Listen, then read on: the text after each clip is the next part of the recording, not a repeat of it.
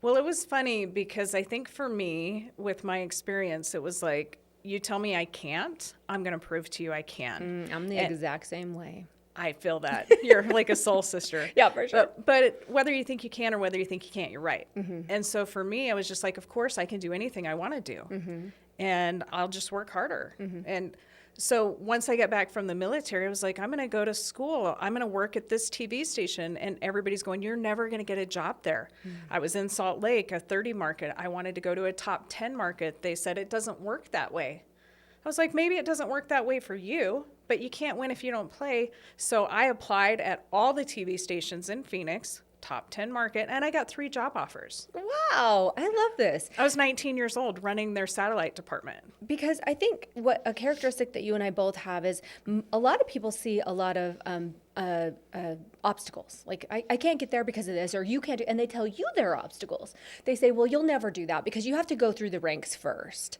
And if you're anything like me, I challenge everything. You tell me something and I'm going, wait a second, that's what you believe. Let me see if I believe it first. And I go out and give it a shot. And then there you are going in a top 3 market and getting 3 offers in Phoenix. That's freaking awesome. I love that. It was pretty amazing. And, you know, I came back and I went to school full time. So I'm working full time at Fox. I'm going to school full time to be a reporter that I'm already doing because I got the education in the military. And I'm training all of these seniors. And finally, I had about a year left. And I just thought, why am I doing this? This is silly. And so it's just been my career forever. I worked in TV for about 15 years. And it was depressing. If it bleeds, it leads. And I decided that's not the life I want. I don't want to show up on people's worst days. I don't want to cover, you know, all the drama because it's house fires and murders and car wrecks and everything.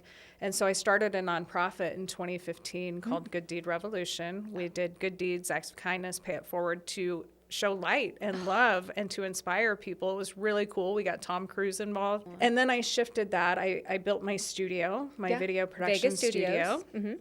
And we've done a lot of things over the last 9 years and then doing a lot with Promise to Live. So it's just perseverance. Tell me a little bit about Promise to Live. Now, this is a suicide prevention, is that correct? Or suicide awareness? I don't want to use the right language. Yeah.